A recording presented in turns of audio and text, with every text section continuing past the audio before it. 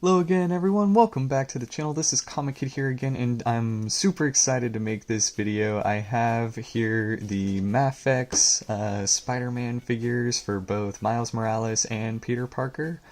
You'll notice that the Peter Parker one is the newer comic paint version of the character, and I'll kind of highlight what the differences are between that and the main one here in a second. But this will be an unboxing video and review, and I'm just super excited. I just got these two in. I know they've been out for a little while, but I haven't had a chance to get a hold of them, and I finally got them both here.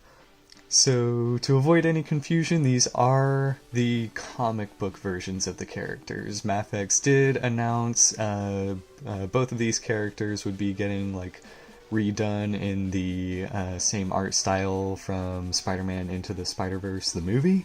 But I don't think either of those figures have hit the market yet, and these are just the comic book version ones. As you'll notice, they come in the standard MAFEX packaging with some nice art on the back featuring some poses for the character, different heads, accessories, etc. And so, yeah, we'll be getting into the unboxing here. I'll show you some of the specifics of each one, things I like, dislike, and we'll go from there. So, alrighty guys, here they are out of the box and everything. As you can see, both of them came with a lot of accessories. Some are the exact same, some are pretty different, but I want to get into the differences between the figures themselves first. Now, as far as sculpt goes, one of the more immediate differences between the two is in height, and obviously Peter has a few years on Miles, so it makes sense that he'd be a little taller.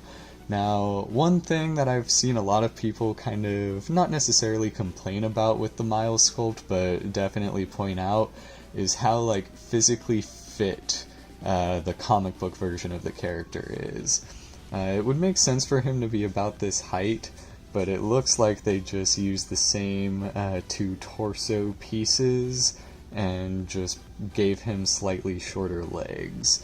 He just looks really buff for the way the character is typically portrayed, and, well, it's not a problem. It is pretty noticeable, especially for how slender the Peter version is. That's just very accurate for the character. The Miles one just seems a little overly muscular. Now, don't get me wrong, I'm glad they didn't just use the exact same sculpt for Peter's body and just kind of crop it down and then slap a different skin on it. I do appreciate that they took the time to kind of rework the body for Miles.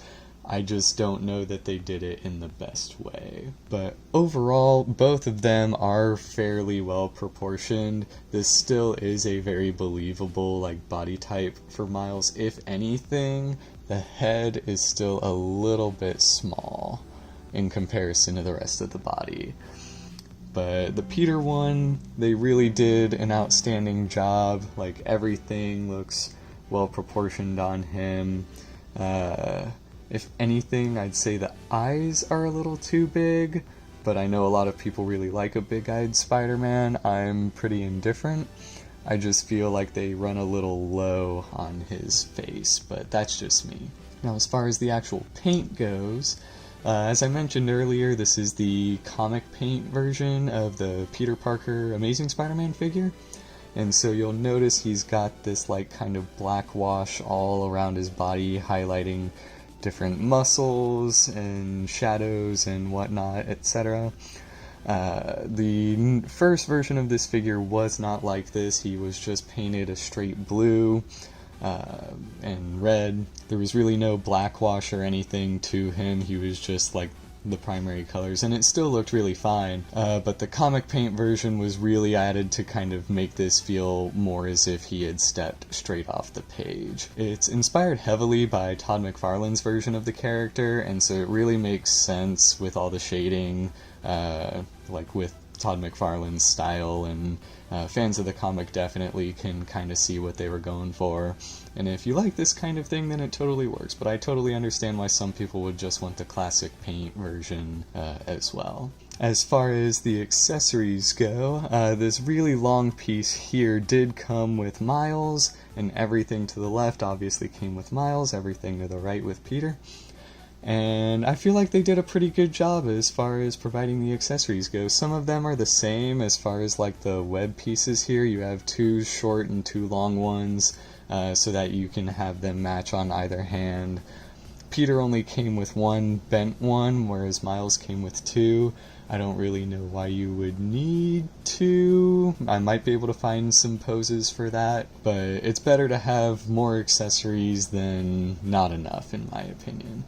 Now, they also both came with alternate magnetic feet down at the bottom there.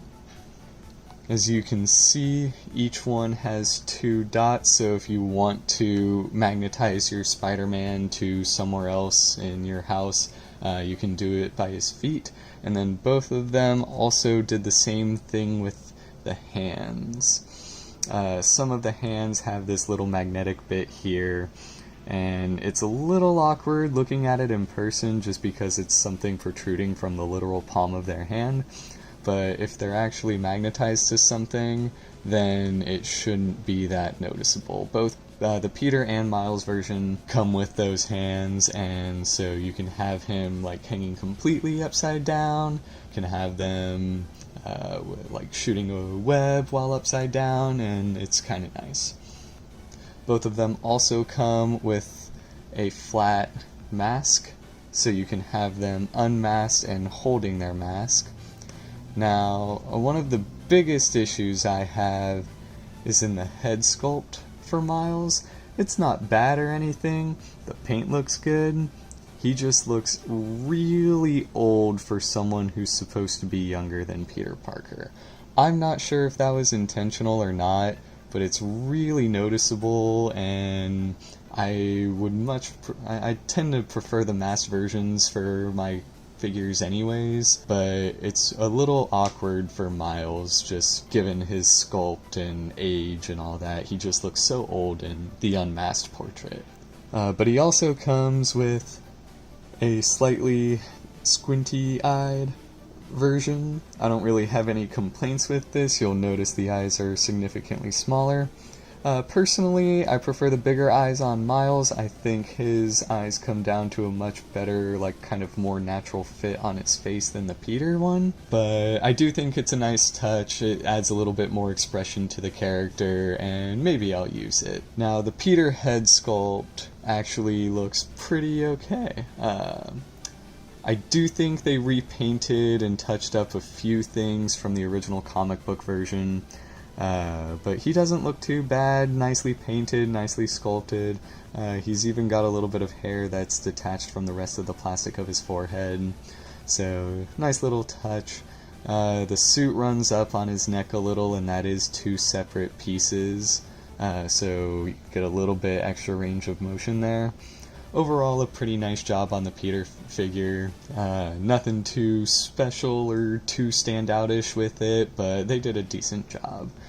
Now, I also feel like they did a pretty good job with the masked variant head. I think these eyes are a little bit more angry, but they also tend to fit the mask a little bit better. As you can see, it's a slightly different expression. I might go for that one, I might not. We'll kind of see. Now, as far as the hands go, Miles actually comes with an extra set with the kind of like loose hands here. There's plenty of things you can do with those, plenty of poses. It is nice to see that they added a little bit to his character. All the extra hands are nicely painted, nicely proportioned. Nothing really seems too big or small on either character, but there's also nothing like really too unique about them either. There's no like thumbs up or anything. I guess you could make that with some of the hands like this, but technically these are meant to hold the webs rather than like actually be like a thumbs up or something. But overall, MAFEX is known for doing really well with their accessories, and I definitely feel as though they have an appropriate amount without like over or underdoing anything. and all that. And then, like I mentioned earlier, this really long piece here came with Miles. On the box they have it so that he can like put his foot in this and then hold the rest of the web. You also have that loop up at the very top here as a way to kind of like attach him to something else, so if you want to hang the figure from there and like have him just kind of hanging from that single web, you can, which is a pretty nice addition, I think. And then the unique piece in the Peter one is this like actively shooting web, and so it looks pretty nice. It is a little heavy, and so unless you want something at the other end of it, then it might not quite work for the character, but that's really up to how you pose the Peter version. Now, as far as posability goes, each of them comes with a lot of the standard pieces. You have a double-toed joint there. You have a nice ball ankle that gets some pretty good forward and backward range. You have a double jointed knee, and I really like how much range the MAFEX ones can get. You also have a nice hip joint, and the thing about these is that they kind of like detach from the rest of the figure and come down, which gives you a lot more range to bring the leg up or back. That's almost like a perfect 90-degree angle there, and that's only possible with that loose detached joint. You got a pretty good hip swivel, ab crunch as well. He can almost go completely 90 degrees there. The nice torso joint. He does have butterfly shoulders. MAFEX's butterfly shoulders don't necessarily go so much back and forth as they kind of like circle in, but it's still enough to make a noticeable difference when you're posing the figures. You also have a nice double jointed elbow with some hidden joints there. Obviously you can still see it there, but you can't see any of like the nails or nubs that go through. You have a nice double jointed wrist, back and forth. Nice decent range. And a pretty good range of motion in the head. You have a joint there and one where it meets the actual head itself, and that allows for like some extra up and down movement, as y'all can see. And the Peter version comes with the exact same features. So based on the sculpts, they might be a little more limited in mobility in some ways, but MAFEX is known for their posability, and so both of these figures are just going to be like top notch, especially for characters like Spider-Man. And then the last thing I wanted to mention is that the stands are slightly different. MAFEX almost always includes figure stands for any toy you buy from them. They're nice. They can be a little tricky. Sometimes the nails, no matter how hard you tighten them, still can't support the weight of the figure, but for the most part they do a pretty good job. That said, the Peter and Miles one are a bit different, which I do think is a little weird considering they're almost the exact same size around, but the Peter hook is much bigger than the Miles hook. And as I'm taking photos, we'll see how much that becomes like a problem or not, but I just thought that was a bit of an odd choice considering they're the exact same size around, but we'll see how it goes. But yeah, that'll be everything I have for you guys today. Thank you all so much for watching. I hope you really enjoyed this video. Feel free to click like and subscribe, and I will see you guys again next week.